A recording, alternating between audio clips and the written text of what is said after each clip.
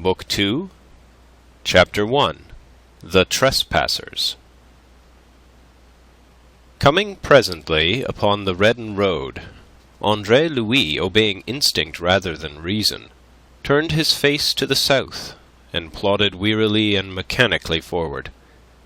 He had no clear idea of whither he was going, or of whither he should go. All that imported at that moment was to put as great a distance as possible between Gavrillac and himself.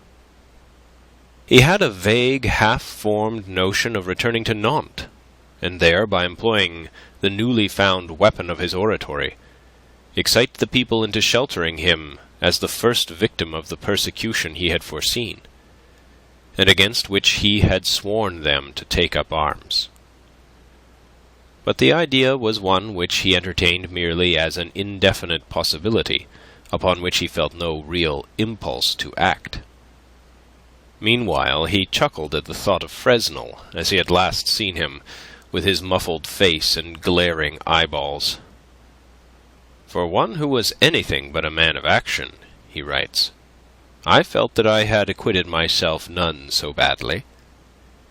It is a phrase that recurs at intervals in his sketchy Confessions.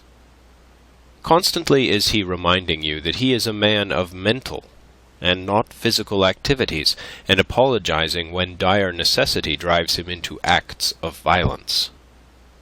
I suspect this insistence upon his philosophic detachment, for which I confess he had justification enough, to betray his besetting vanity. With increasing fatigue came depression and self-criticism. He had stupidly overshot his mark in insultingly denouncing Monsieur de Lesdiguières. "It is much better," he says somewhere, "to be wicked than to be stupid. Most of this world's misery is the fruit, not, as priests tell us, of wickedness, but of stupidity." And we know that of all stupidities he considered anger the most deplorable. Yet he had permitted himself to be angry with a creature like Monsieur de Lesdiguières, a lackey, a fribble, a nothing, despite his potentialities for evil. He could perfectly have discharged his self-imposed mission without arousing the vindictive resentment of the king's lieutenant. He beheld himself vaguely launched upon life with the riding suit in which he stood, a single louis d'or and a few pieces of silver for all capital, and a knowledge of law which had been inadequate to preserve him from the consequences of infringing it. He had, in addition, but these things that were to be the real salvation of him he did not reckon, his gift of laughter, sadly repressed of late, and the philosophic outlook and mercurial temperament which are the stock in trade of your adventurer in all ages. Meanwhile he tramped mechanically on through the night, until he felt that he could tramp no more. He had skirted the little township of Guichen, and now, within a half-mile of Guignen, and with Gavrillac a good 7 miles behind him, his legs refused to carry him any farther. He was midway across the vast common to the north of Guignen, when he came to a halt. He had left the road and taken heedlessly to the footpath that struck across the waste of indifferent pasture interspersed with clumps of gorse. A stone's throw away on his right, the common was bordered by a thorn hedge. Beyond this loomed a tall building which he knew to be an open barn, standing on the edge of a long stretch of meadowland. That dark, silent shadow it may have been that brought him to a standstill, suggesting shelter to his subconsciousness. A moment he hesitated. Then he struck across towards a spot where a gap in the hedge was closed by a 5-barred gate. He pushed the gate open, went through the gap, and stood now before the barn. It was as big as a house. It consisted of no more than a roof carried upon 6 tall brick pillars. But densely packed under that roof was a great stack of hay that promised a warm couch on so cold a night. Stout timbers had been built into the brick pillars. with projecting ends to serve as ladders by which the labourer might climb to pack or withdraw hay. With what little strength remained him, Andre-Louis climbed by one of these, and landed safely at the top, where he was forced to kneel, for lack of room to stand upright. Arrived there, he removed his coat and neckcloth, his sodden boots and stockings. Next he cleared a trough for his body, and lying down in it, covered himself to the neck with the hay he had removed. Within 5 minutes, he was lost to all worldly cares, and soundly asleep. When next he awakened, the sun was already high in the heavens, from which he concluded that the morning was well advanced. And this before he realized quite where he was or how he came there. Then to his awakening senses came a drone of voices close at hand, to which at first he paid little heed. He was deliciously refreshed, luxuriously drowsy, and luxuriously warm. But as consciousness and memory grew more full, he raised his head clear of the hay that he might free both ears to listen, his pulses faintly quickened by the nascent fear that those voices might bode him no good. Then he caught the reassuring accents of a woman, musical and silvery, though laden with alarm. "Ah, mon Dieu, Leandre, let us separate at once. If it should be my father—" And upon this a man's voice broke in, calm and reassuring. "No, no, Clement. You are mistaken. There is no one coming. We are quite safe. Why do you start at shadows?" "Ah, Leandre, if he should find us here together, I tremble at the very thought." More was not needed to reassure Andre-Louis. He had overheard enough to know that this was but the case of a pair of lovers, who, with less to fear of life, were yet, after the manner of their kind, more timid of heart than he. Curiosity drew him from his warm trough to the edge of the hay. Lying prone, he advanced his head and peered down. In the space of cropped meadow between the barn and the hedge stood a man and a woman, both young. The man was a well-set-up, comely fellow, with a fine head of chestnut hair tied in a queue by a broad bow of black satin. He was dressed with certain tawdry attempts at ostentatious embellishments, which did not prepossess one at first glance in his favour. His coat, of a fashionable cut, was of faded plum-coloured velvet edged with silver lace, whose glory had long since departed. He affected ruffles, but for want of starch they hung like weeping willows over his hands that were fine and delicate. His breeches were of plain black cloth, and his black stockings were of cotton, matters entirely out of harmony with his magnificent coat. His shoes, stout and serviceable, were decked with buckles of cheap, lack-lustre paste. But for his engaging and ingenious countenance, Andre-Louis must have set him down as a knight of that order which lives dishonestly by its wits. As it was, he suspended judgment whilst pushing investigation further by a study of the girl. At the outset, be it confessed that it was a study that attracted him prodigiously. And this notwithstanding the fact that, bookish and studious as were his ways, and in despite of his years, it was far from his habit to waste consideration on femininity. The child, she was no more than that, perhaps 20 at the most, possessed, in addition to the allurements of face and shape that went very near perfection, a sparkling vivacity and a grace of movement the like of which Andre-Louis did not remember ever before to have beheld assembled in one person. And her voice, too, that musical, silvery voice that had awakened him, possessed in its exquisite modulations an allurement of its own that must have been irresistible, he thought, in the ugliest of her sex. She wore a hooded mantle of green cloth, and the hood being thrown back, her dainty head was all revealed to him. There were glints of gold struck by the morning sun from her light nut-brown hair that hung in a cluster of curls about her oval face. Her complexion was of a delicacy that he could compare only with a rose petal.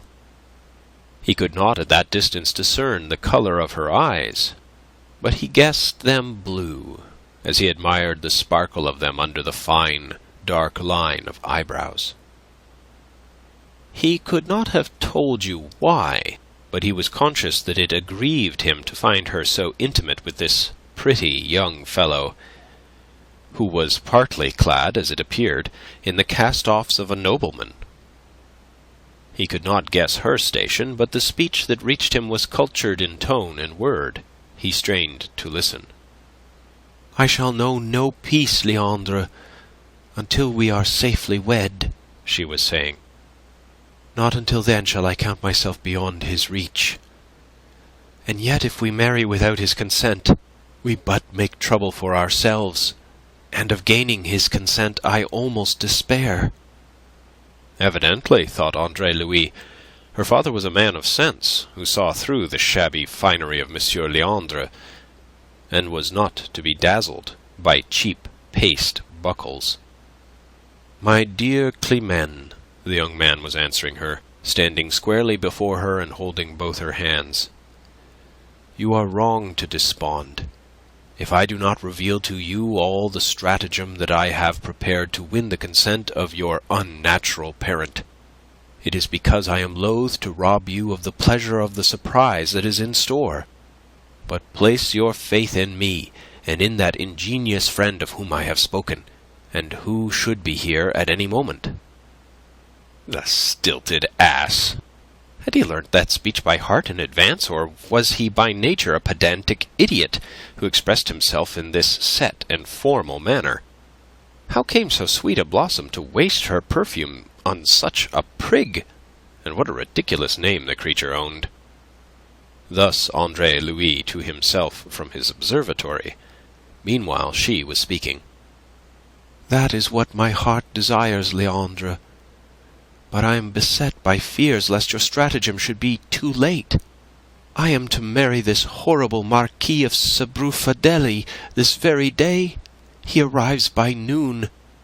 He comes to sign the contract to make me Marchioness of Sabrufadelli. Oh!" It was a cry of pain from that tender young heart. "The very name burns my lips. If it were mine, I could never utter it.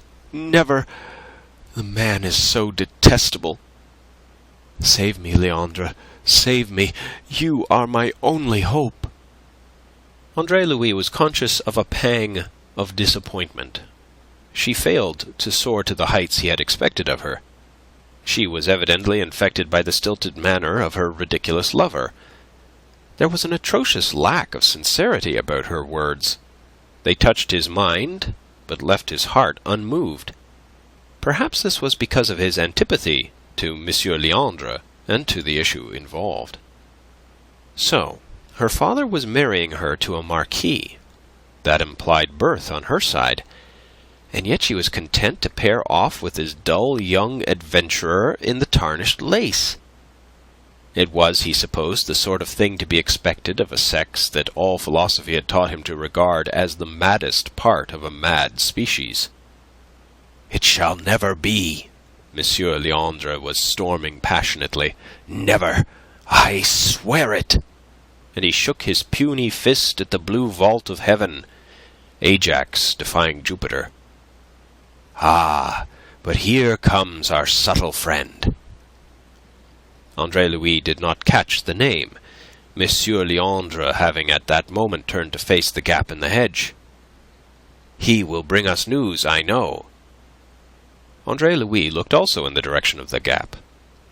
Through it emerged a lean, slight man in a rusty cloak, and a three-cornered hat worn well down over his nose so as to shade his face. And when presently he doffed this hat and made a sweeping bow to the young lovers, Andre-Louis confessed to himself that had he been cursed with such a hang-dog countenance, he would have worn his hat in precisely such a manner, so as to conceal as much of it as possible. If Monsieur Leandre appeared to be wearing, in part at least, the cast-offs of a nobleman, the newcomer appeared to be wearing the cast-offs of Monsieur Leandre. Yet, despite his vile clothes and viler face, with its 3 days' growth of beard, the fellow carried himself with a certain air. He positively strutted as he advanced, and he made a leg in a manner that was courtly and practised. "Monsieur," said he, with the air of a conspirator, "the time for action has arrived, and so has the Marquis. That is why." The young lovers sprang apart in consternation. Climene, with clasped hands, parted lips, and a bosom that raced distractingly under its white fichu monture. Monsieur Leandre agape, the very picture of foolishness and dismay. Meanwhile the newcomer rattled on. "I was at the inn an hour ago, when he descended there, and I studied him attentively whilst he was at breakfast. Having done so, not a single doubt remains me of our success. As for what he looks like, I could entertain you at length upon the fashion in which nature has designed his gross fatuity, but that is no matter. We are concerned with what he is, and with the wit of him, and I tell you confidently that I find him so dull and stupid that you may be confident he will tumble headlong into each and all of the traps I have so cunningly prepared for him." Tell me, speak!" Climene implored him, holding out her hands in a supplication no man of sensibility could have resisted. And then, on the instant, she caught her breath on a faint scream. "My father!" she exclaimed, turning distractedly from one to the other of the two. "He is coming! We are lost!" "You must fly, Climene," said Monsieur Leandre. "Too late," she sobbed. "Too late! He is here!" "Calm, mademoiselle, calm," the subtle friend was urging her. "Keep calm and trust to me. I promise you that all shall be well." "Oh," cried Monsieur Leandre limply, "say what you will, my friend. This is ruin, the end of all our hopes. Your wits will never extricate us from this. Never." Through the gap strode now an enormous man with an inflamed moon face and a great nose, decently dressed after the fashion of a solid bourgeois. There was no mistaking his anger, but the expression that it found was an amazement to Andre-Louis. "Leandre, you're an imbecile! Too much phlegm! Too much phlegm! Your words wouldn't convince a ploughboy. Have you considered what they mean at all? Thus!" he cried, casting his round hat from him in a broad gesture.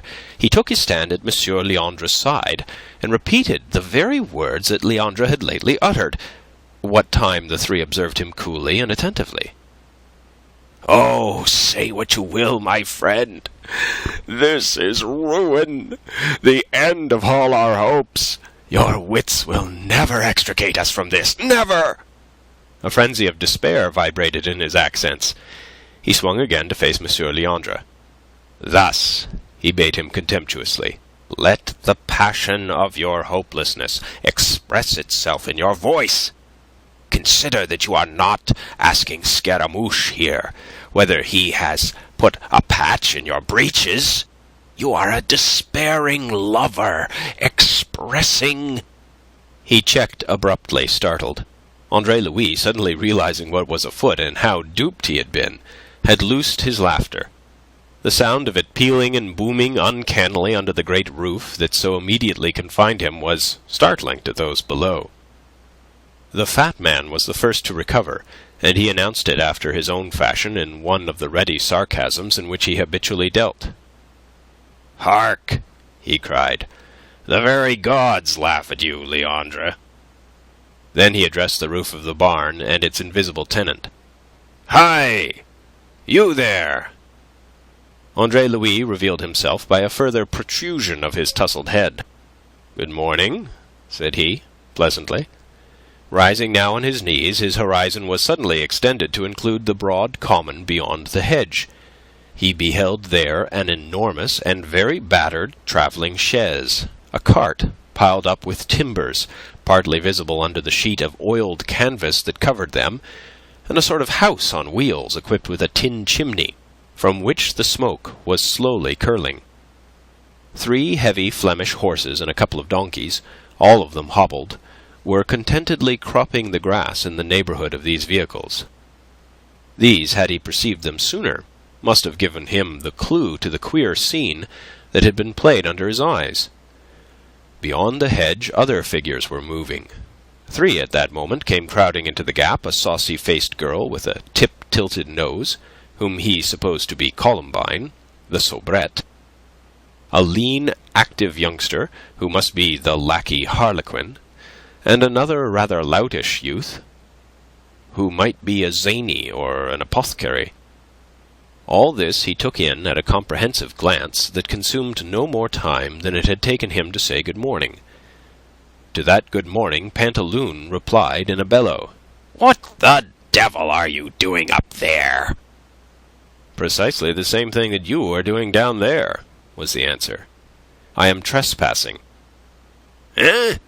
said Pantaloon, and looked at his companions, some of the assurance beaten out of his big red face, although the thing was one that they did habitually. To hear it called by its proper name was disconcerting. "Whose land is this?" he asked with diminishing assurance. Andre-Louis answered whilst drawing on his stockings. "I believe it to be the property of the Marquis de la Tour d'Azyr." "That's a high-sounding name. Is the gentleman severe?" "The gentleman," said Andre-Louis, "is the devil. Or rather, I should prefer to say upon reflection that the devil is a gentleman by comparison." "And yet," interposed the villainous-looking fellow who played Scaramouche, "by your own confessing, you don't hesitate yourself to trespass upon his property." "Ah, but then you see, I am a lawyer, and lawyers are notoriously unable to observe the law, just as actors are notoriously unable to act. Moreover, sir, nature imposes her limits upon us, and nature conquers respect for laws as she conquers all else. Nature conquered me last night, when I had got as far as this, and so I slept here without regard for the very high and puissant Marquis de la Tour d'Azyr.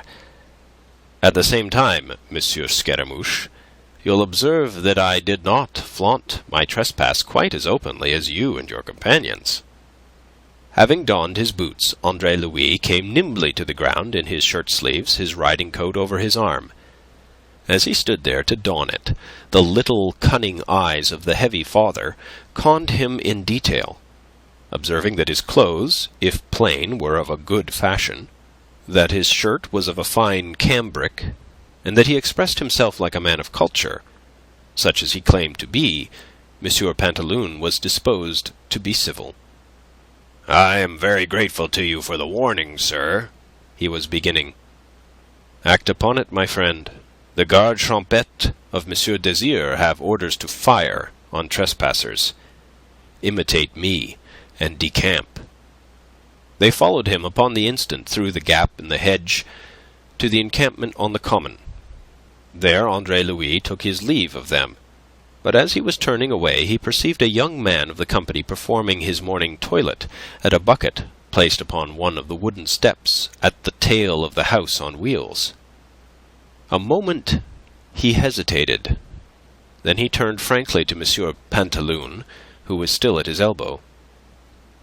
"If it were not unconscionable to encroach so far upon your hospitality, monsieur," said he, "I would beg leave to imitate that very excellent young gentleman before I leave you." "But, my dear sir," good nature oozed out of every pore of the fat body of the master player, "it is nothing at all. But, by all means, Rhodomont will provide what you require. He is the dandy of the company in real life, though a fire-eater on the stage. Hi, Rhodomont!" The young ablutionist straightened his long body from the right angle in which it had been bent over the bucket, and looked out through a foam of soap-suds. Pantaloon issued an order, and Rhodomont, who was indeed as gentle and amiable off the stage as he was formidable and terrible upon it, made the stranger free of the bucket in the friendliest manner. So Andre-Louis once more removed his neckcloth and his coat, and rolled up the sleeves of his fine shirt, whilst Rhodomont procured him soap, a towel, and presently a broken comb, and even a greasy hair-ribbon, in case the gentleman should have lost his own. This last Andre-Louis declined, but the comb he gratefully accepted, and having presently washed himself clean, stood with the towel flung over his left shoulder, restoring order to his dishevelled locks before a broken piece of mirror affixed to the door of the travelling house. He was standing thus, what time the gentle Rhodomont babbled aimlessly at his side, when his ears caught the sound of hoofs. He looked over his shoulder carelessly, and then stood frozen, with uplifted comb and loosened mouth. Away across the common, on the road that bordered it, he beheld a party of 7 horsemen, in the blue coats with red facings of the marechaussee.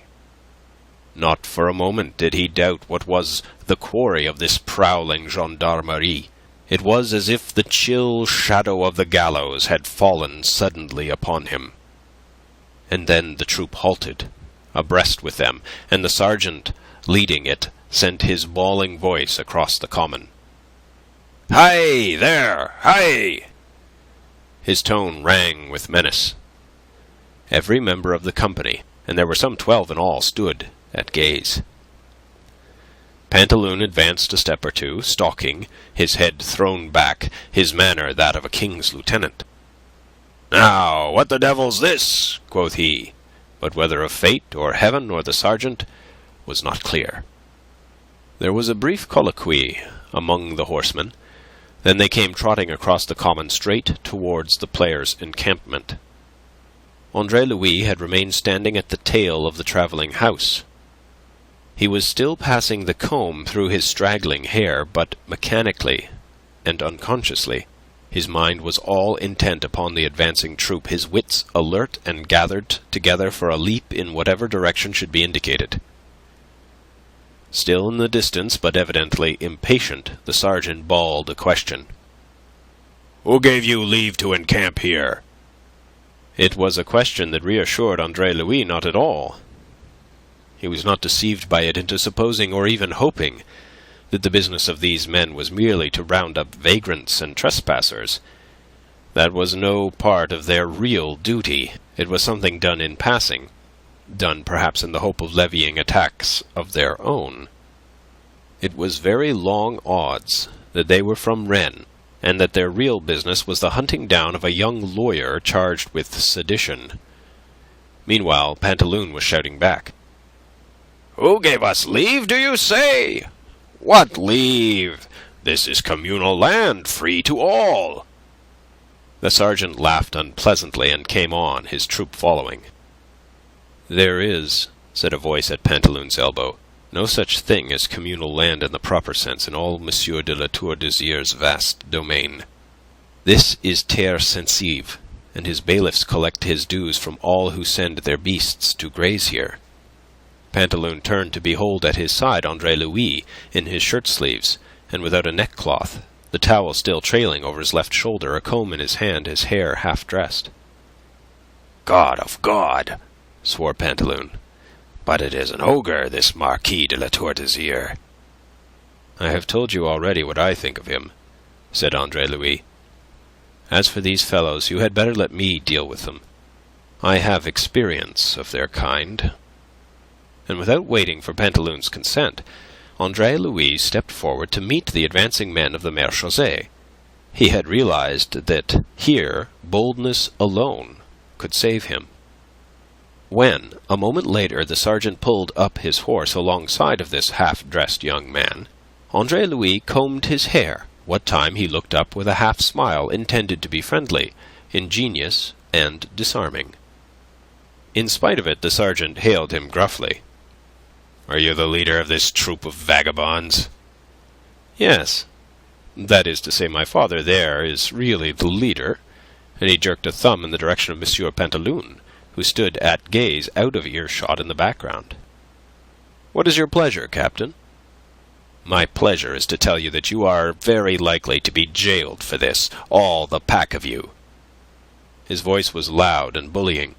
It carried across the common to the ears of every member of the company, and brought them all to stricken attention where they stood. The lot of strolling players was hard enough, without the addition of jailings. "But how so, my captain? This is communal land, free to all." "It is nothing of the kind."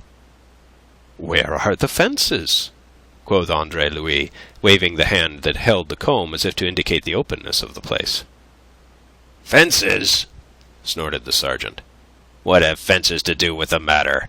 This is terre sensive.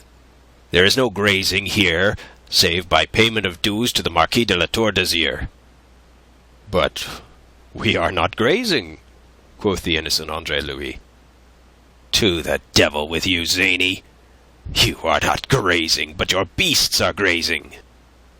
"They eat so little," Andre-Louis apologized, and again essayed his ingratiating smile. The sergeant grew more terrible than ever.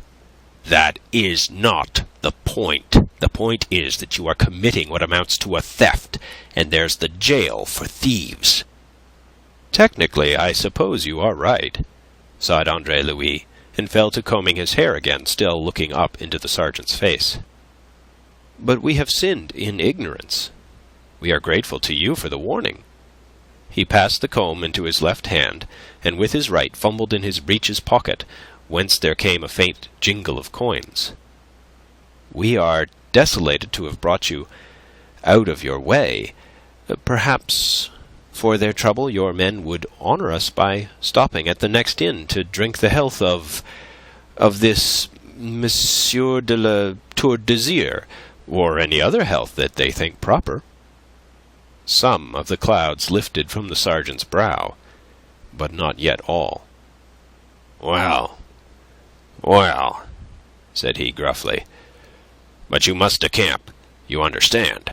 He leaned from the saddle to bring his recipient hand to a convenient distance. Andre-Louis placed in it a 3-livre piece. "In half an hour," said Andre-Louis. "Why in half an hour? Why not at once?" "Oh, but time to break our fast." They looked at each other. The sergeant next considered the broad piece of silver in his palm. Then at last his features relaxed from their sternness. "After all," said he, "it is none of our business to play the tipstaves for Monsieur de la Tour d'Azyr. We are of the Marechaussee from Rennes." Andre-Louis's eyelids played him false by flickering. "But if you linger, look out for the garde champêtre of the Marquis. You'll find them not at all accommodating." Well, a good appetite to you, monsieur," said he in valediction. "A pleasant ride, my captain," answered Andre-Louis. The sergeant wheeled his horse about. His troop wheeled with him. They were starting off when he reined up again. "You, monsieur," he called over his shoulder. In a bound, Andre-Louis was beside his stirrup. "We are in quest of a scoundrel named Andre-Louis Moreau, from Gavrillac, a fugitive from justice wanted for the gallows on a matter of sedition. You've seen nothing, I suppose, of a man whose movements seemed to you suspicious?" "Indeed we have," said Andre-Louis very boldly, his face eager with consciousness of the ability to oblige. "You have?" cried the sergeant in a ringing voice. "Where? When?" "Yesterday evening in the neighbourhood of Guinen." Yes. The sergeant felt himself hot upon the trail. "There was a fellow who seemed very fearful of being recognized, a man of 50 or thereabouts." "50!" cried the sergeant, and his face fell. "Bah! This man of ours is no older than yourself. A thin wisp of a fellow of about your own height and of black hair, just like your own, by the description. Keep a lookout on your travels, master player. The King's lieutenant in Rennes has sent us word this morning that he will pay 10 louis to anyone giving information that will lead to this scoundrel's arrest. So there's 10 louis to be earned by keeping your eyes open and sending word to the nearest justices. It would be a fine windfall for you, that." "A fine windfall indeed, Captain," answered Andre-Louis, laughing. But the sergeant had touched his horse with the spur, and was already trotting off in the wake of his men. Andre-Louis continued to laugh, quite silently, as he sometimes did when the humour of a jest was peculiarly keen. Then he turned slowly about, and came back towards Pantaloon and the rest of the company, who were now all grouped together at gaze. Pantaloon advanced to meet him with both hands outheld. For a moment Andre-Louis thought he was about to be embraced. "We hail you, our saviour," the big man declaimed. "Already the shadow of the jail was creeping over us, chilling us to the very marrow. For though we be poor, yet are we all honest folk, and not one of us has ever suffered the indignity of prison, nor is there one of us who would survive it. But for you, my friend, it might have happened. What magic did you work?" "The magic that is to be worked in France with a king's portrait. The French are a very loyal nation. As you will have observed, they love their king and his portrait even better than himself, especially when it is wrought in gold. But even in silver it is respected. The sergeant was so overcome by the sight of that noble visage, on a 3-livre piece, that his anger vanished, and he has gone his ways, leaving us to depart in peace." "Ah, true. He said we must decamp. About it, my lads. Come, come." "But not until after breakfast," said Andre-Louis. A half-hour for breakfast was conceded us by that loyal fellow, so deeply was he touched. True, he spoke of possible gardes champêtres, but he knows as well as I do that they are not seriously to be feared, and that if they came, again the king's portrait, wrought in copper this time, would produce the same melting effect upon them. So, my dear Monsieur Pantaloon, break your fast at your ease. I can smell your cooking from here, and from the smell I argue that there is no need to wish you a good appetite." "My friend, my saviour!" Pantaloon flung a great arm about the young man's shoulders. "You shall stay to breakfast with us." "I confess to a hope that you would ask me," said Andre-Louis. Book 2, Chapter 2. The Service of Thespis.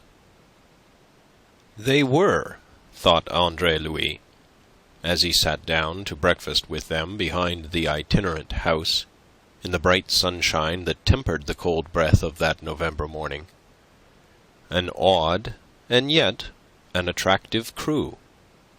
An air of gaiety pervaded them. They affected to have no cares, and made merry over the trials and tribulations of their nomadic life.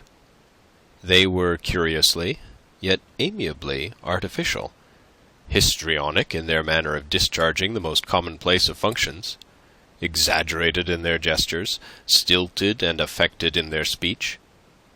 They seemed, indeed, to belong to a world apart, a world of unreality which became real only on the planks of their stage, in the glare of their footlights.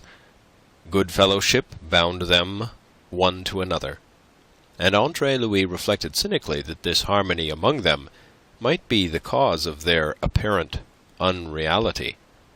In the real world, greedy striving and the emulation of acquisitiveness preclude such amity as was present here. They numbered exactly 11, 3 women and 8 men, and they addressed each other by their stage names, names which denoted their several types, and never, or only very slightly, varied, no matter what might be the play that they performed. "We are," Pantaloon informed him, "one of those few remaining staunch bands of real players who uphold the traditions of the old Italian Commedia dell'arte." Not for us to vex our memories and stultify our wit with the stilted phrases that are the fruits of wretched authors' lucubrations. Each of us is in detail his own author in a measure as he develops the part assigned to him. We are improvisers, improvisers of the old and noble Italian school." "I had guessed as much," said Andre-Louis, "when I discovered you rehearsing your improvisations." Pantaloon frowned. "I have observed, young sir, that your humour inclines to the pungent, not to say the acrid. It is very well. It is, I suppose, the humour that should go with such a countenance. But it may lead you astray, as in this instance. That rehearsal, a most unusual thing with us, was necessitated by the histrionic rawness of our Leandre. We are seeking to inculcate into him by training an art with which nature neglected to endow him against his present needs. Should he continue to fail in doing justice to our schooling, but we will not disturb our present harmony with the unpleasant anticipation of misfortunes which we still hope to avert. We love our Leandre, for all his faults. Let me make you acquainted with our company." And he proceeded to introduce in detail. He pointed out the long and amiable Rhodomont, whom Andre-Louis already knew.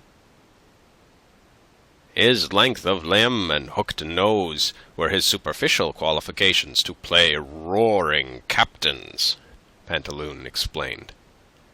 His lungs have justified our choice. You should hear him roar. At first we called him Spavento, or Epouvapte. But that was unworthy of so great an artist. Not since the superb Mondor amazed the world has so thrasonical a bully been seen upon the stage. So we conferred upon him the name of Rhodomont, that Mondor made famous, and I give you my word as an actor and a gentleman, for I am a gentleman, monsieur, that he has justified us. His little eyes beamed in his great swollen face as he turned their gaze upon the object of his encomium, the terrible Rhodomont, confused by so much praise, blushed like a schoolgirl as he met the solemn scrutiny of Andre-Louis. Then here we have Scaramouche, whom also you already know. Sometimes he is Scapin, and sometimes Coviello, but in the main, Scaramouche. To which, let me tell you, he is best suited. Sometimes too well suited, I think, for he is Scaramouche not only on the stage, but also in the world. He has a gift of sly intrigue, an art of setting folk by the ears, combined with an impudent aggressiveness upon occasion when he considers himself safe from reprisals. He is Scaramouche, the little skirmisher, to the very life. I could say more, but I am by disposition charitable and loving to all mankind. As the priest said when he kissed the serving wench, snarled Scaramouche, and went on eating.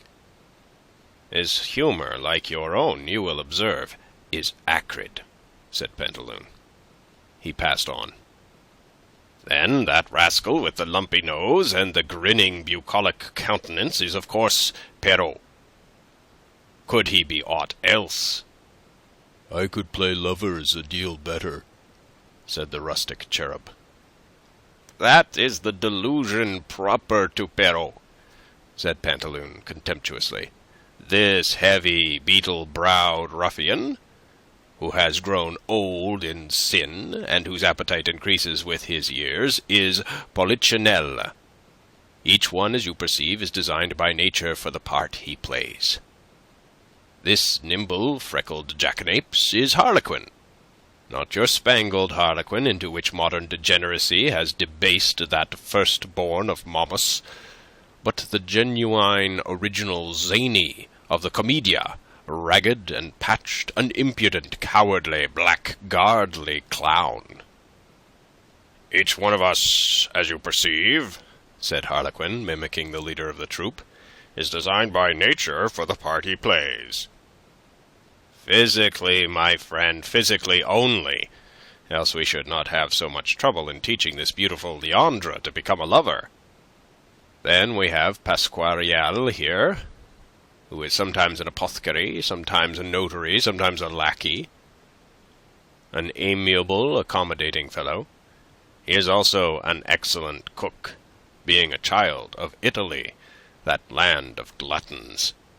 And finally, you have myself, who, as the father of the company, very properly play as Pantaloon the roles of father. Sometimes, it is true, I am a deluded husband, and sometimes an ignorant, self-sufficient doctor. But it is rarely that I find it necessary to call myself other than Pantaloon. For the rest, I am the only one who has a name, a real name. It is Binet, monsieur. And now for the ladies. First, in order of seniority, we have Madame there." He waved one of his great hands towards a buxom, smiling blonde of 45, who was seated on the lowest of the steps of the travelling house. "She is our duenne, or mother, or nurse, as the case requires. She is known quite simply and royally as Madame. If she ever had a name in the world, she has long since forgotten it, which is perhaps as well. Then we have this pert jade with the tip-tilted nose and the wide mouth, who is of course our soubrette, Columbine. And lastly, my daughter, Climene, an amoureuse of talents not to be matched outside the Comédie Française, of which she has the bad taste to aspire to become a member." The lovely Climene, and lovely indeed she was, tossed her nut-brown curls and laughed as she looked across at Andre-Louis. Her eyes, he had perceived by now, were not blue, but hazel. "Do not believe him, monsieur. Here I am queen, and I prefer to be queen here, rather than a slave in Paris." "Mademoiselle," said Andre-Louis quite solemnly, "will be queen wherever she condescends to reign." Her only answer was a timid and yet alluring glance from under fluttering lids. Meanwhile her father was bawling at the comely young man who played lovers. "You hear, Leandre? That is the sort of speech you should practice." Leandre raised languid eyebrows. "That?" quoth he, and shrugged. "The merest commonplace." Andre-Louis laughed approval. "Monsieur Leandre is of a readier wit than you concede. There is a subtlety in pronouncing it a commonplace to call Mademoiselle Climene a queen." Some laughed, Monsieur Binet amongst them, with good-humoured mockery. "You think he has the wit to mean it thus? Bah! His subtleties are all unconscious." The conversation becoming general, Andre-Louis soon learnt what yet there was to learn of this strolling band. They were on their way to Guichen, where they hoped to prosper at the fair that was to open on Monday next. They would make their triumphal entry into the town at noon, and setting up their stage in the old market, they would give their first performance that same Saturday night, in a new canevas, or scenario, of Monsieur Binet's own, which should set the rustics gaping. And then Monsieur Binet fetched a sigh, and addressed himself to the elderly, swarthy, beetle-browed Polichinelle, who sat on his left. "But we shall miss Felicien," said he. "Indeed, I do not know what we shall do without him." "Oh, we shall contrive," said Polichinelle, with his mouth full. "So you always say, whatever happens, knowing that in any case the contriving will not fall upon yourself." "He should not be difficult to replace," said Harlequin. "True, if we were in a civilized land. But where among the rustics of Brittany are we to find a fellow of even his poor parts?" Monsieur Binet turned to Andre-Louis. "He was our property man, our machinist, our stage carpenter, our man of affairs, and occasionally he acted." "The part of Figaro, I presume," said Andre-Louis, which elicited a laugh. "So you are acquainted with Beaumarchais?" Binet eyed the young man with fresh interest. "He is tolerably well known, I think?" "In Paris, to be sure. But I had not dreamt his fame had reached the wilds of Brittany." "But then I was some years in Paris, at the Lycée of Louis le Grand. It was there I made acquaintance with his work." "A dangerous man," said Polichinelle sententiously. "Indeed, you are right," Pantaloon agreed. "Clever. I do not deny him that. Although myself I find little use for authors, but of a sinister cleverness responsible for the dissemination of many of these subversive new ideas. I think such writers should be suppressed." "Monsieur de La Tour d'Azyr would probably agree with you. The gentleman who, by the simple exertion of his will, turns this communal land into his own property." And Andre-Louis drained his cup, which had been filled with the poor vin gris that was the player's drink. It was a remark that might have precipitated an argument had it not also reminded Monsieur Binet of the terms on which they were encamped there, and of the fact that the half-hour was more than past. In a moment he was on his feet, leaping up with an agility surprising in so corpulent a man, issuing his commands like a marshal on a field of battle. "Come, come, my lads. Are we to sit guzzling here all day? Time flees, and there's a deal to be done if we are to make our entry into Guichen at noon. Go, get you dressed. We strike camp in 20 minutes. Bestir, ladies, to your chaise. See that you contrive to look your best. Soon the eyes of Guichen will be upon you, and the condition of your interior tomorrow will depend upon the impression made by your exterior today. Away! Away!" The implicit obedience this autocrat commanded set them in a whirl. Baskets and boxes were dragged forth to receive the platters and remains of their meagre feast. In an instant the ground was cleared, and the three ladies had taken their departure to the chaise, which was set apart for their use. The men were already climbing into the house on wheels, when Binet turned to Andre-Louis. "We part here, sir," said he dramatically. "The richer by your acquaintance, your debtors, and your friends." He put forth his podgy hand. Slowly, Andre-Louis took it into his own. He had been thinking swiftly in the last few moments, and remembering the safety he had found from his pursuers in the bosom of this company, it occurred to him that nowhere could he be better hidden for the present, until the quest for him should have died down. "Sir," he said, "the indebtedness is on my side. It is not every day one has the felicity to sit down with so illustrious and engaging a company." Binet's little eyes peered suspiciously at the young man in quest of irony. He found nothing but candour and simple good faith. "I part from you reluctantly," Andre-Louis continued. "The more reluctantly since I do not perceive the absolute necessity for parting." "How?" quoth Binet, frowning and slowly withdrawing the hand which the other had already retained rather longer than was necessary. "Thus," Andre-Louis explained himself. You may set me down as a sort of knight of rueful countenance in quest of adventure, with no fixed purpose in life at present. You will not marvel that what I have seen of yourself and your distinguished troop should inspire me to desire your better acquaintance.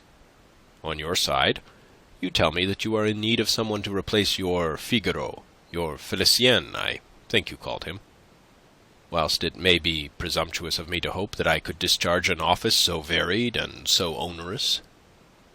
"You are indulging that acrid humour of yours again, my friend," Binet interrupted him.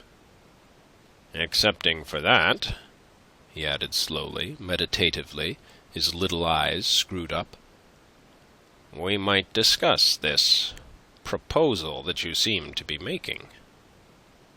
"Alas, we can accept nothing. If you take me as I am. What else is possible?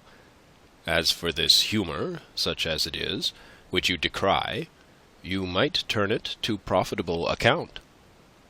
"How so?" "In several ways. I might, for instance, teach Leandre to make love." Pantaloon burst into laughter. "You do not lack confidence in your powers. Modesty does not afflict you." "Therefore I evince the first quality necessary in an actor." "Can you act?" "Upon occasion, I think," said Andre-Louis, his thoughts upon his performance at Rennes and Nantes, and wondering when in all his histrionic career Pantaloon's improvisations had so rent the heart of mobs. Monsieur Binet was musing. "Do you know much of the theatre?" quoth he. "Everything," said Andre-Louis. I said that modesty will prove no obstacle in your career. But consider. I know the work of Beaumarchais, Eglantine, Mercier, Chenier, and many others of our contemporaries. Then I have read, of course, Molière, Racine, Corneille, besides many other lesser French writers. Of foreign authors I am intimate with the works of Gozzi, Goldoni, Guarini, Bibbiena, Machiavelli, Secchi, Tasso, Ariosto, and Fedini. Whilst of those of antiquity I know most of the work of Euripides and Aristophanes, Terence, Plautus. "Enough!" roared Pantaloon. "I am not nearly through with my list," said Andre-Louis. "You may keep the rest for another day. In heaven's name, what can have induced you to read so many dramatic authors?" "In my humble way, I am a student of man. And some years ago I made the discovery that he is most intimately to be studied in the reflections of him provided for the theatre." "That is a very original and profound discovery," said Pantaloon, quite seriously. "It had never occurred to me. Yet, is it true? Sir, it is a truth that dignifies our art. You are a man of parts, that is clear to me. It has been clear since first I met you. I can read a man. I knew you from the moment that you said, 'Good morning.' Tell me now, do you think you could assist me upon occasion in the preparation of a scenario? My mind, fully engaged as it is with 1,000 details of organization, is not always as clear as I would have it for such work. Could you assist me there, do you think?" "I am quite sure I could." Yes. I was sure you would be. The other duties that were Felicien's you would soon learn. Well, well. If you are willing, you may come along with us. You'd want some salary, I suppose." "If it is usual," said Andre-Louis. "What should you say to 10 livres a month?" "I should say that it isn't exactly the riches of Peru." "I might go as far as 15, said Binet reluctantly. "But times are bad." "I'll make them better for you." "I've no doubt you believe it. Then we understand each other?" perfectly," said Andre-Louis, dryly, and was thus committed to the service of Thespis. Book 2, Chapter 3. The Comic Muse. The company's entrance into the township of Guichen, if not exactly triumphal, as Binet had expressed the desire that it should be, was at least sufficiently startling and cacophonous to set the rustics gaping. To them these fantastic creatures appeared, as indeed they were, beings from another world.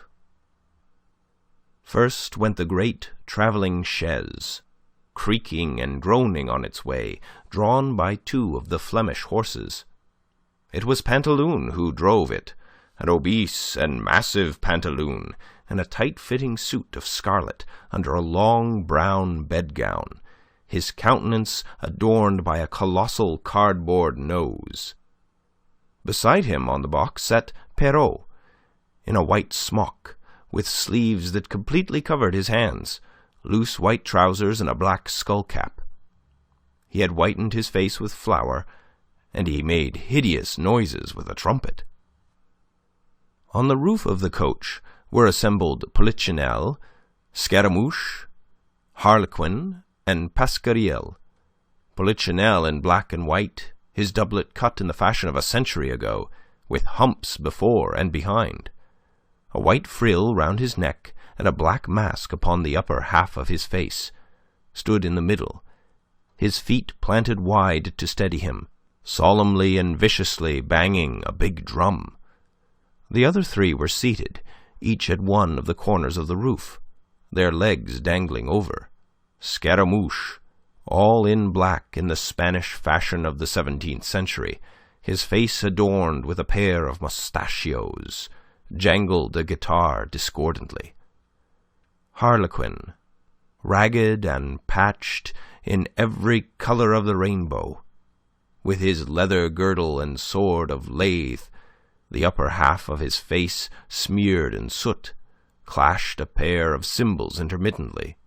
Pasquariel, as an apothecary in skull-cap and white apron, excited the hilarity of the onlookers by his enormous tin clyster, which emitted, when pumped, a dolorous squeak.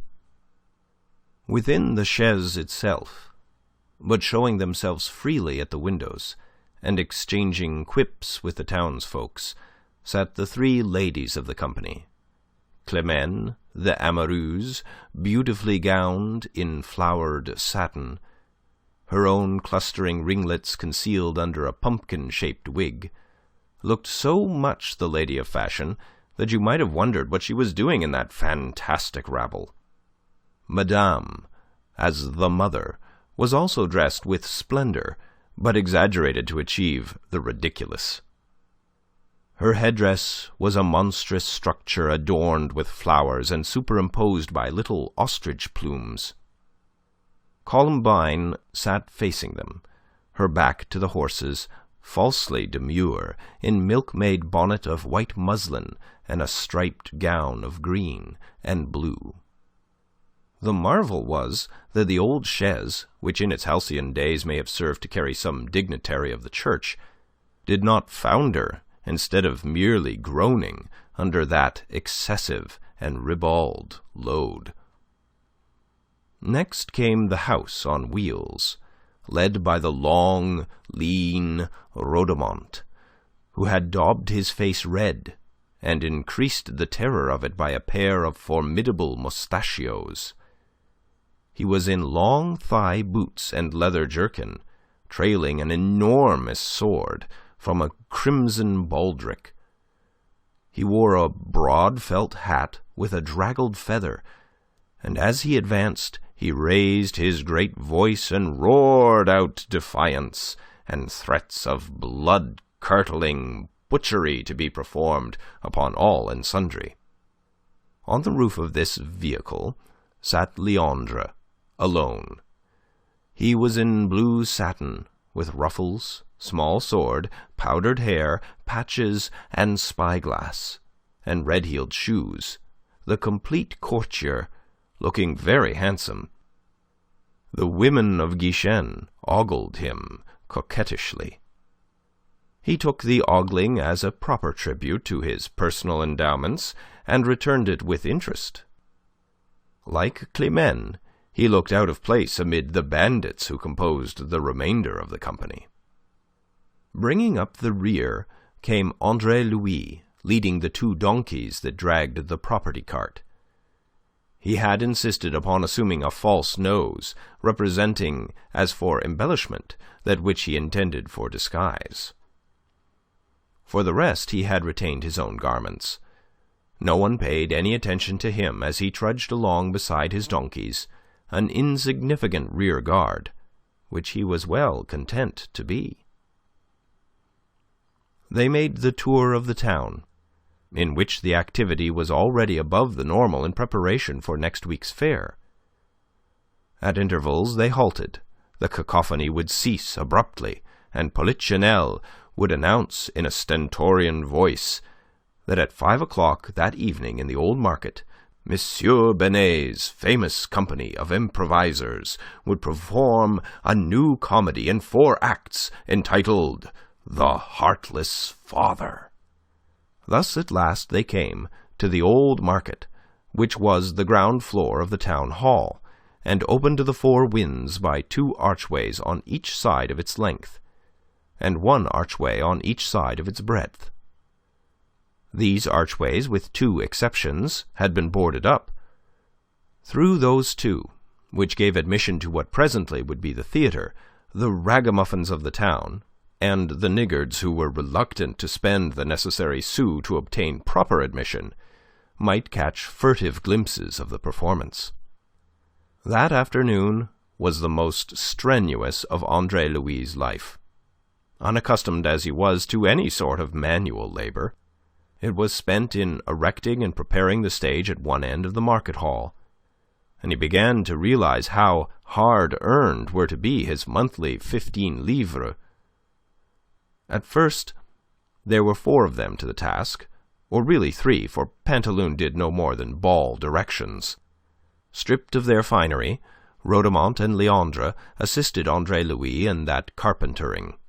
Meanwhile, the other 4 were at dinner with the ladies.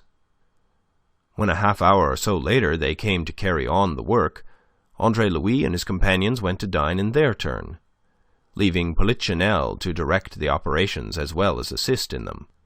They crossed the square to the cheap little inn where they had taken up their quarters. In the narrow passage Andre-Louis came face to face with Climene, her fine feathers cast and restored by now to her normal appearance. "And how do you like it?" she asked him pertly. He looked her in the eyes. "It has its compensations," quoth he, in that curious cold tone of his that left one wondering whether he meant or not what he seemed to mean. She knit her brows. You feel the need of compensations already?" "Faith, I felt it from the beginning," said he. "It was the perception of them allured me." They were quite alone, the others having gone on into the room set apart for them, where food was spread. Andre-Louis, who was as unlearned in woman as he was learned in man, was not to know, upon feeling himself suddenly extraordinarily aware of her femininity, that it was she who in some subtle, imperceptible manner so rendered him. "What," she asked him with demurest innocence, "are these compensations?" He caught himself upon the brink of the abyss. 15 livres a month, he said, abruptly. A moment she stared at him, bewildered. He was very disconcerting. Then she recovered. "Oh, and bed and board," said she. "Don't be leaving that from the reckoning, as you seem to be doing, for your dinner will be going cold. Aren't you coming?" "Haven't you dined?" he cried, and she wondered, had she caught a note of eagerness? "No," she answered over her shoulder. "I waited." "What for?" quoth his innocence, hopefully. "I had to change, of course, zany," she answered rudely. Having dragged him as she imagined to the chopping block, she could not refrain from chopping. But then he was of those who must be chopping back. "And you left your manners upstairs with your grand lady clothes, mademoiselle, I understand." A scarlet flame suffused her face. "You are very insolent," she said, lamely. "I've often been told so, but I don't believe it." He thrust open the door for her, and bowing with an air which imposed upon her, although it was merely copied from Fleury of the Comedie Française, so often visited in the Louis le Grand days, he waved her in. "After you, mademoiselle." For greater emphasis, he deliberately broke the word into its two component parts. "I thank you, monsieur," she answered frostily, as near sneering as was possible to so charming a person, and went in, nor addressed him again throughout the meal. Instead, she devoted herself with an unusual and devastating assiduity to the suspiring Leandre, that poor devil who could not successfully play the lover with her on the stage because of his longing to play it in reality. Andre-Louis ate his herrings and black bread with a good appetite, nevertheless. It was poor fare, but then poor fare was the common lot of poor people in that winter of starvation, and since he had cast in his fortunes with a company whose affairs were not flourishing, he must accept the evils of the situation philosophically. "Have you a name?" Binet asked him once in the course of that repast, and during a pause in the conversation. "It happens that I have," said he. "I think it is Parvissimus." "Parvissimus?" quoth Binet. "Is that a family name?" "In such a company, where only the leader enjoys the privilege of a family name, the like would be unbecoming its least member, so I take the name that best becomes in me, and I think it is Parvissimus, the very least." Binet was amused. It was droll. It showed a ready fancy. Oh, to be sure, they must get to work together on those scenarios. "I shall prefer it to the carpentering," said Andre-Louis. Nevertheless, he had to go back to it that afternoon, and to labour strenuously until 4 o'clock, when at last the autocratic Binet announced himself satisfied with the preparations, and proceeded again, with the help of Andre-Louis, to prepare the lights, which were supplied partly by tallow candles and partly by lamps burning fish oil. At 5 o'clock that evening the 3 knocks were sounded, and the curtain rose on the Heartless Father. Among the duties inherited by Andre-Louis from the departed Felicien, whom he replaced, was that of doorkeeper. This duty he discharged dressed in a Polichinelle costume and wearing a pasteboard nose. It was an arrangement mutually agreeable to M. Binet and himself. M. Binet, who had taken the further precaution of retaining Andre-Louis' own garments, was thereby protected against the risk of his latest recruit absconding with the takings. Andre-Louis, without illusions on the score of Pantaloon's real object, agreed to it willingly enough, since it protected him from the chance of recognition by any acquaintance who might possibly be in Guichen. The performance was, in every sense, unexciting, the audience meagre and unenthusiastic. The benches provided in the front half of the market contained some 27 persons, 11 at 20 sous a head and 16 at 12. Behind these stood a rabble of some 30 others at 6 sous apiece. Thus the gross takings were 2 louis, 10 livres, and 2 sous. By the time M. Binet had paid for the use of the market, his lights, and the expenses of his company at the inn over Sunday, there was not likely to be very much left towards the wages of his players. It is not surprising, therefore, that M. Binet's bonhomie should have been a trifle overcast that evening. "And what do you think of it?" he asked Andre-Louis, as they were walking back to the inn after the performance. "Possibly it could have been worse. Probably it could not," said he. In sheer amazement, Monsieur Binet checked in his stride and turned to look at his companion. "Huh!" said he. "Dieu de Dieu! But you are frank." "An unpopular form of service among fools, I know." "Well, I am not a fool," said Binet. "That is why I am frank. I pay you the compliment of assuming intelligence in you, Monsieur Binet." "Oh, you do," quoth Monsieur Binet. "And who the devil are you to assume anything? Your assumptions are presumptuous, sir." And with that he lapsed into silence and the gloomy business of mentally casting up his accounts. But at table over supper a half-hour later he revived the topic.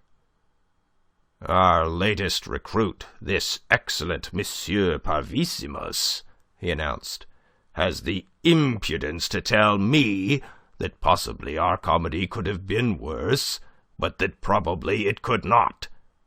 And he blew out his great round cheeks to invite a laugh at the expense of that foolish critic.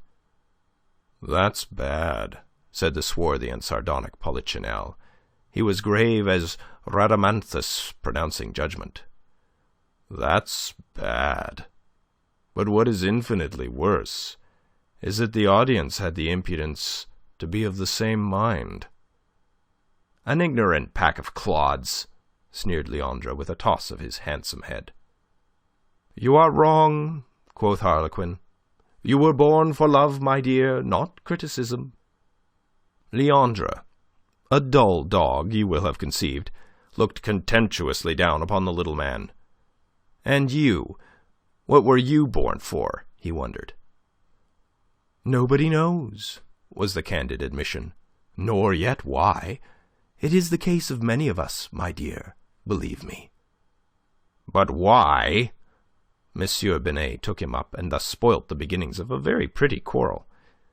"Why do you say that Leandre is wrong?" "To be general, because he is always wrong. To be particular, because I judge the audience of Guichen to be too sophisticated for the heartless father." "You would put it more happily," interposed Andre-Louis, who was the cause of this discussion, "if you said that the heartless father is too unsophisticated for the audience of Guichen." "Why, what's the difference?" asked Leandre. "I didn't imply a difference. I merely suggested that it is a happier way to express the fact." "The gentleman is being subtle," sneered Binet. "Why happier?" Harlequin demanded. "Because it is easier to bring the heartless father to the sophistication of the Guichen audience than the Guichen audience to the unsophistication of the heartless father." "Let me think that out," groaned Polichinelle, and he took his head in his hands. But from the tail of the table Andre-Louis was challenged by Climene, who sat there between Columbine and Madame. "You would alter the comedy, would you, Monsieur Parvissimus?" she cried. He turned to parry her malice. "I would suggest that it be altered," he corrected, inclining his head. "And how would you alter it, monsieur?" "I? Oh, for the better." "But of course." She was sleekest sarcasm. "And how would you do it?" "Aye, tell us that," roared Monsieur Binet, and added, "Silence! I pray you, gentlemen and ladies, silence! For Monsieur Parvissimus." Andre-Louis looked from father to daughter and smiled. "Pardy," said he, "I am between bludgeon and dagger. If I escape with my life, I shall be fortunate. Why then, since you pin me to the very wall, I'll tell you what I should do. I should go back to the original and help myself more freely from it." "The original?" questioned Monsieur Binet, the author.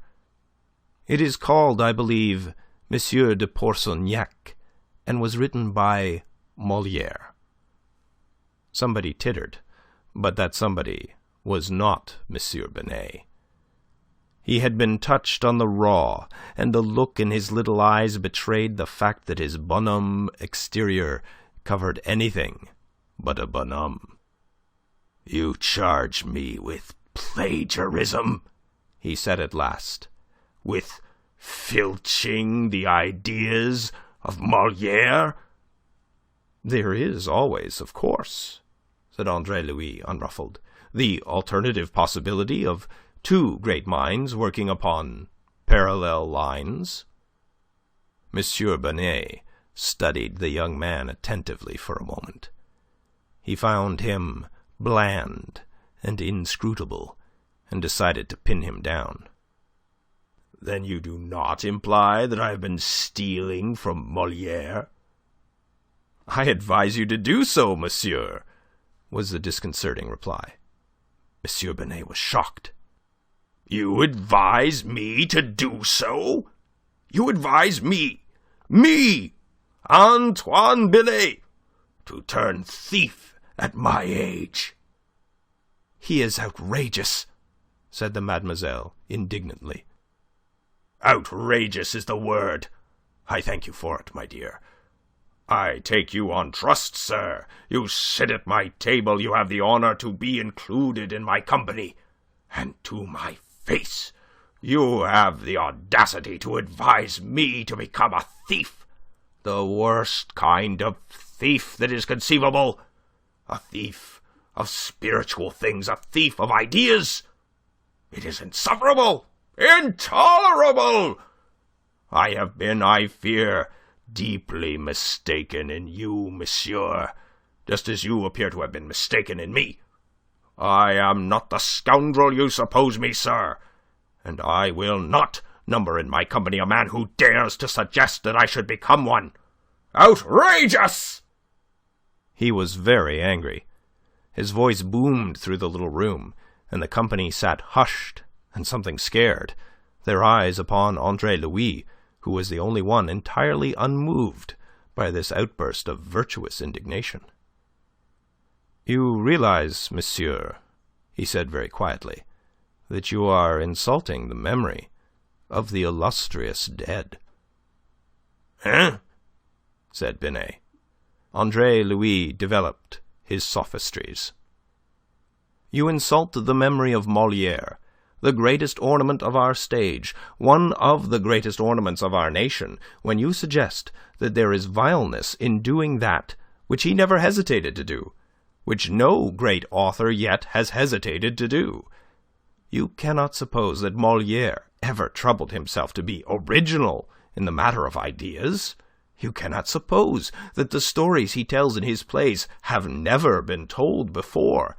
They were culled, as you very well know, though you seem momentarily to have forgotten it, and it is therefore necessary that I should remind you. They were culled, many of them, from the Italian authors, who themselves had culled them heavens alone knows where. Molière took those old stories and retold them in his own language. That is precisely what I am suggesting that you should do. Your company is a company of improvisers. You supply the dialogue as you proceed, which is rather more than Molière ever attempted. You may, if you prefer it, though it would seem to me to be yielding to an excess of scruple, go straight to Boccaccio or Sacchetti. But even then you cannot be sure that you have reached the sources." Andre-Louis came off with flying colours after that. You see what a debater was lost in him, how nimble he was in the art of making white look black. The company was impressed, and no one more than Monsieur Binet, who found himself supplied with a crushing argument against those who in future might tax him with the impudent plagiarisms which he undoubtedly perpetrated. He retired in the best order he could from the position he had taken up at the outset.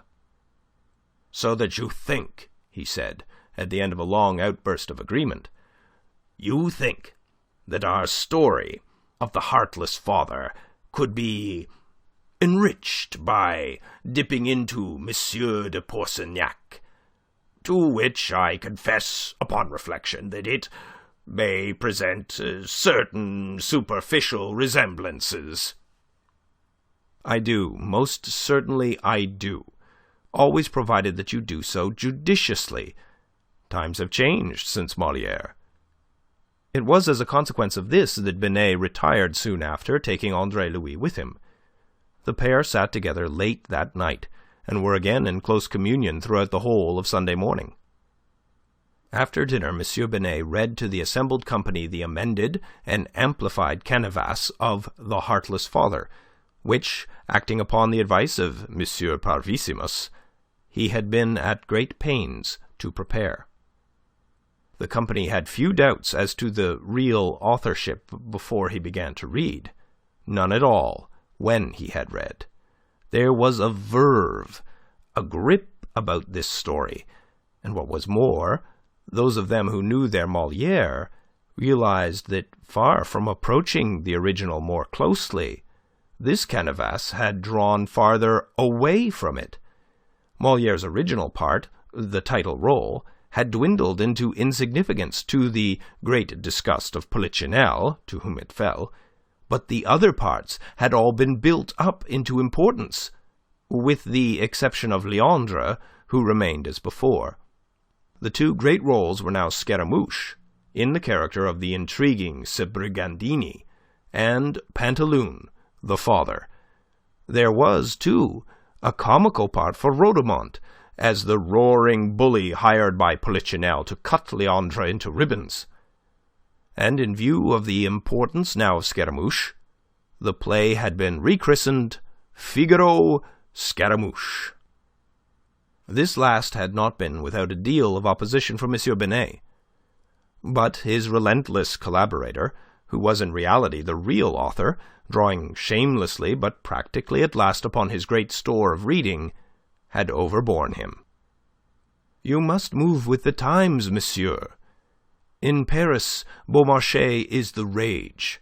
Figaro is known today throughout the world. Let us borrow a little of his glory. It will draw the people in. They will come to see half a Figaro, when they will not come to see a dozen heartless fathers. Therefore, let us cast the mantle of Figaro upon someone, and proclaim it in our title."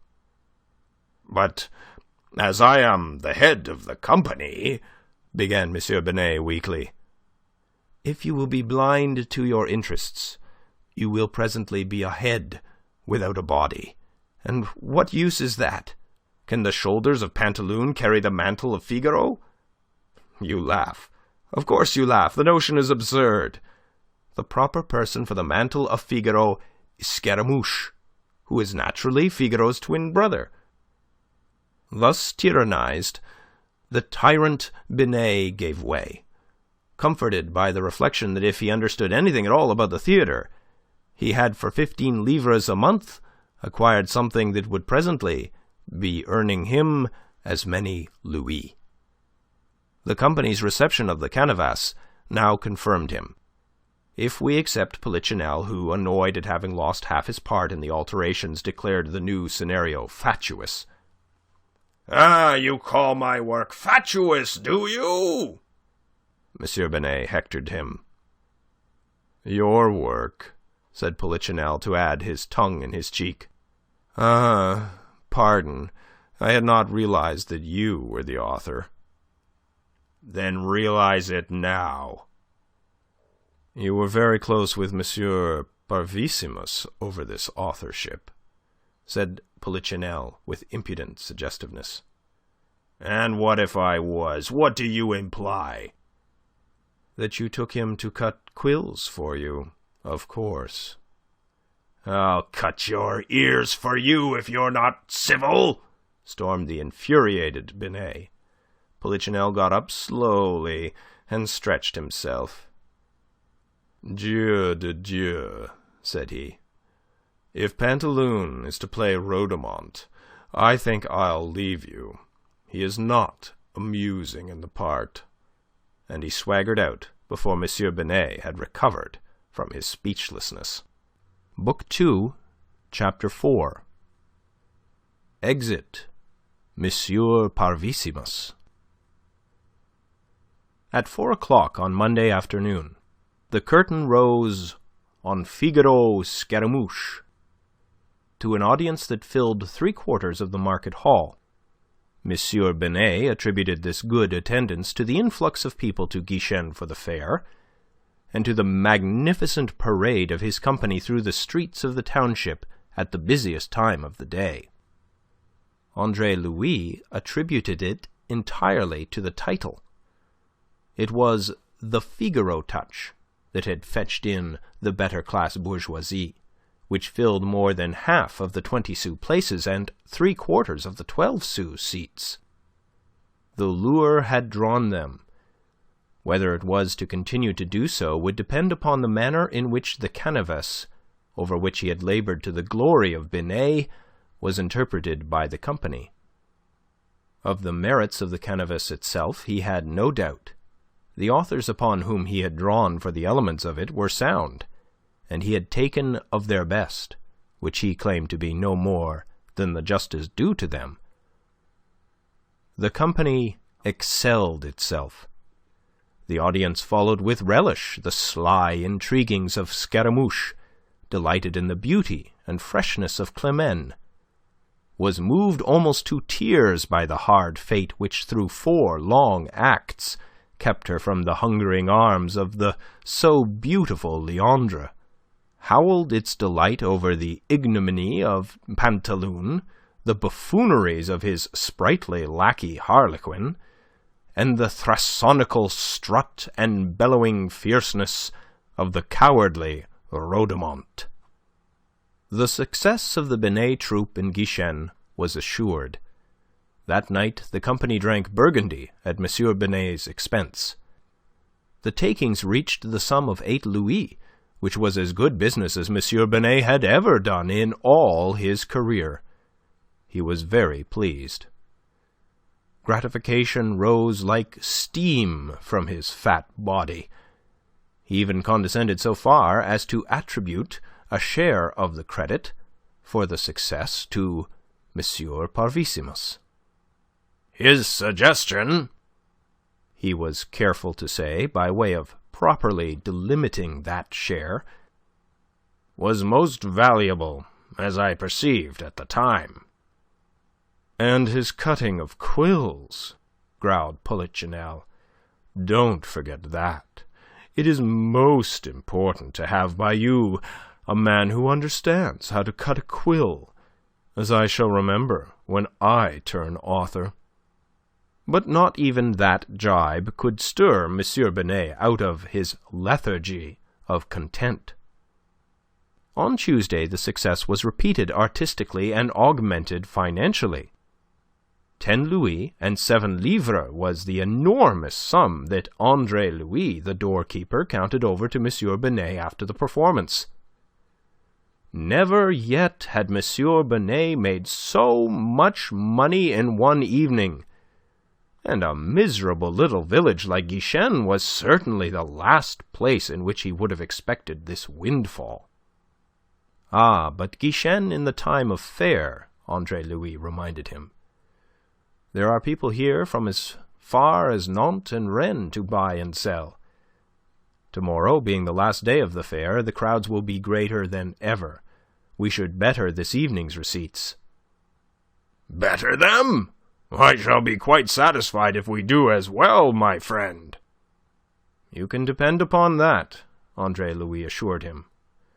"Are we to have Burgundy?" And then the tragedy occurred. It announced itself in a succession of bumps and thuds, culminating in a crash outside the door that brought them all to their feet in alarm. Perrault sprang to open and beheld the tumbled body of a man lying at the foot of the stairs. It emitted groans, therefore it was alive. Perrault went forward to turn it over and disclosed the fact that the body wore the wizened face of Scaramouche, a grimacing, groaning, twitching Scaramouche. The whole company, pressing after Perrault, abandoned itself to laughter. "I always said you should change parts with me," cried Harlequin. "You're such an excellent tumbler. Have you been practicing?" "Fool! Scaramouche snapped. "Must you be laughing when I've all but broken my neck?" "You are right. We ought to be weeping because you didn't break it. Come, man, get up." And he held out a hand to the prostrate rogue. Scaramouche took the hand, clutched it, heaved himself from the ground, then with a scream dropped back again. "My foot!" he complained. Binet rolled through the group of players, scattering them to right and left. Apprehension had been quick to seize him. Fate had played him such tricks before. "What ails your foot?" quoth he sourly. "It's broken, I think," Scaramouche complained. "Broken? Bah! Get up, man!" He caught him under the armpits and hauled him up. Scaramouche came howling to one foot. The other doubled under him when he attempted to set it down, and he must have collapsed again but that Binet supported him. He filled the place with his plaint, whilst Binet swore amazingly and variedly. "Must you bellow like a calf, you fool? Be quiet! A chair here, someone!" A chair was thrust forward. He crushed Scaramouche down into it. "Let us look at this foot of yours." Heedless of Scaramouche's howls of pain, he swept away shoe and stocking. "What ails it?" he asked, staring. "Nothing that I can see." He seized it, heel in one hand, instep in the other, and gyrated it. Scaramouche screamed in agony until Climene caught Binet's arm and made him stop. "My God, have you no feelings?" she reproved her father. "The lad has hurt his foot. Must you torture him? Will that cure it?" "Hurt his foot," said Binet. "I can see nothing the matter with his foot. Nothing to justify all this uproar. He has bruised it, maybe." "A man with a bruised foot doesn't scream like that," said Madame over Climene's shoulder. "Perhaps he has dislocated it." "That is what I fear," whimpered Scaramouche. Binet heaved himself up in disgust. "Take him to bed," he bade them, "and fetch a doctor to see him." It was done, and the doctor came. Having seen the patient, he reported that nothing very serious had happened, but that in falling he had evidently sprained his foot a little. A few days' rest, and all would be well. "A few days!" cried Binet. "God of God! Do you mean that he can't walk?" "It would be unwise, indeed impossible, for more than a few steps." M. Binet paid the doctor's fee and sat down to think. He filled himself a glass of Burgundy, tossed it off without a word, and sat thereafter staring into the empty glass. "It is, of course, the sort of thing that must always be happening to me," he grumbled to no one in particular. The members of the company were all standing in silence before him, sharing his dismay. "I might have known that this, or something like it, would occur to spoil the first vein of luck that I have found in years. Ah, well, it is finished. Tomorrow we pack and depart. The best day of the fair on the crest of the wave of our success. A good 15 louis to be taken, and this happens. God of God!" "Do you mean to abandon tomorrow's performance?" All turned to stare with Binet at Andre-Louis. "Are we to play Figaro Scaramouche without Scaramouche?" asked Binet, sneering. "Of course not." Andre-Louis came forward. "But surely some rearrangements of the parts is possible. For instance, there is a fine actor in Polichinelle." Polichinelle swept him a bow. "Overwhelmed," said he, ever sardonic. "But he has a part of his own," objected Binet. a small part which Pasquariel could play. And who will play Pasquariel? Nobody. We delete it. The play need not suffer. He thinks of everything, sneered Polichinelle. What a man. But Binet was far from agreement. Are you suggesting that Polichinelle should play Scaramouche? He asked incredulously. Why not? He is able enough. Overwhelmed again, interjected Polichinelle. Play Scaramouche with that figure? Binet heaved himself up to point a denunciatory finger at Polichinelle's sturdy, thick-set shortness. For lack of a better, said Andre-Louis. Overwhelmed more than ever. Polichinelle's bow was superb this time. Faith, I think I'll take the air to cool me after so much blushing. Go to the devil, Binet flung at him. Better and better. Polichinelle made for the door. On the threshold he halted and struck an attitude. Understand me, Binet. I do not now play Scaramouche in any circumstances whatever. And he went out. On the whole, it was a very dignified exit. Andre-Louis shrugged, threw out his arms, and let them fall to his sides again. "You have ruined everything," he told Monsieur Binet. "The matter could easily have been arranged. Well, it is you are master here, and since you want us to pack and be off, that is what we will do, I suppose." He went out too. Monsieur Binet stood in thought a moment, and then followed him, his little eyes very cunning. He caught him up in the doorway. "Let us take a walk together, Monsieur Parvissimus," said he, very affably. He thrust his arm through Andre-Louis' and led him out into the street, where there was still considerable movement. Past the booths that ranged about the market they went, and down the hill towards the bridge. "I don't think we shall pack tomorrow," said Monsieur Binet presently. "In fact, we shall play tomorrow night." "Not if I know Polichinelle. You have..." "I am not thinking of Polichinelle." "Of whom, then?" "Of yourself." "I am flattered, sir. And in what capacity are you thinking of me?"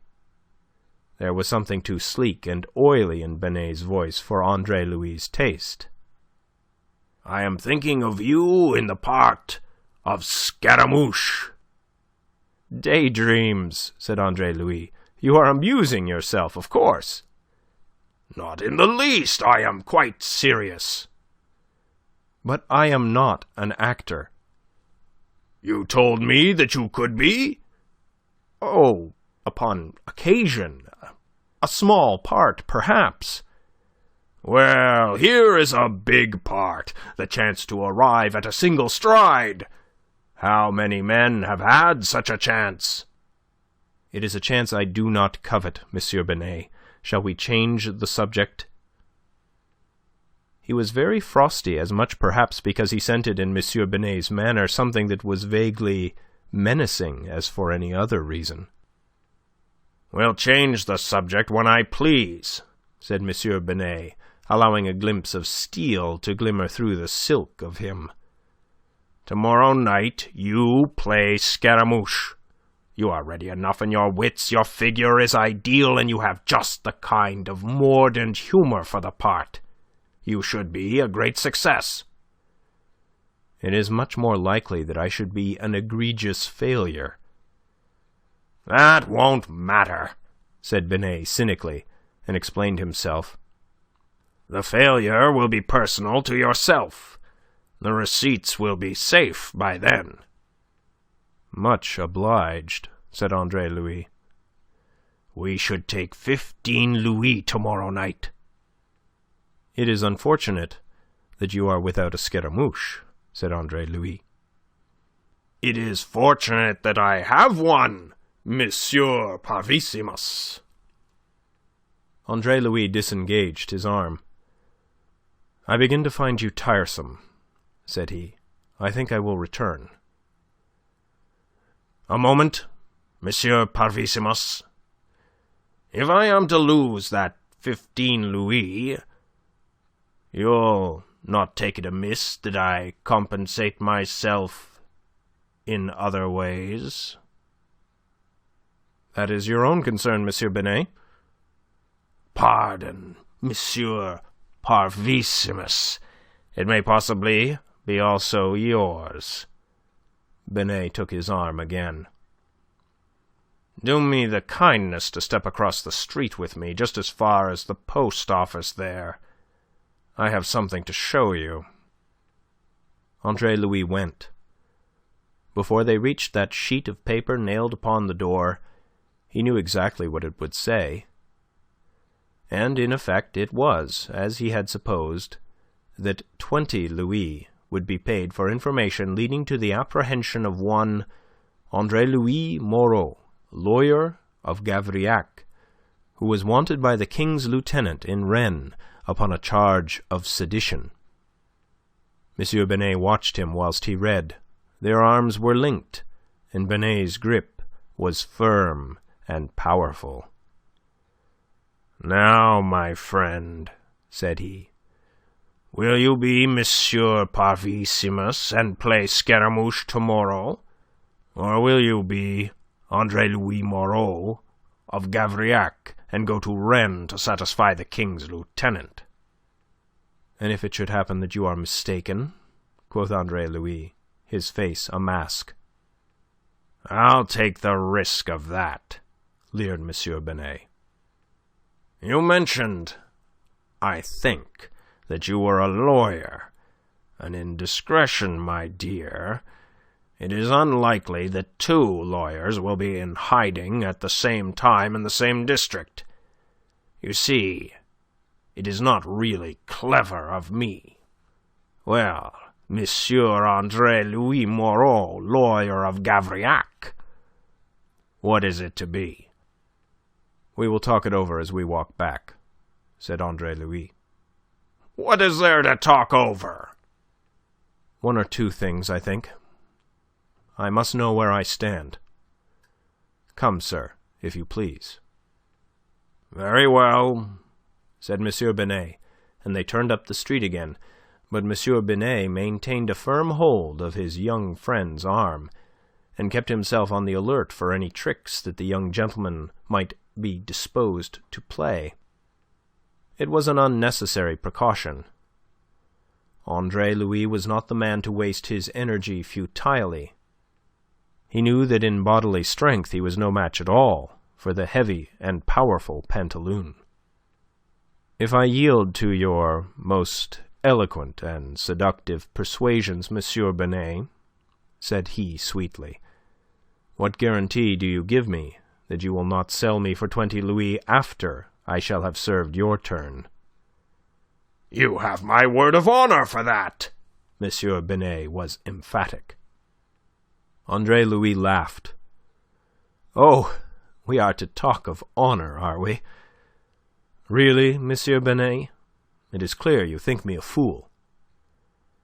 In the dark he did not see the flush that leapt to M. Binet's round face.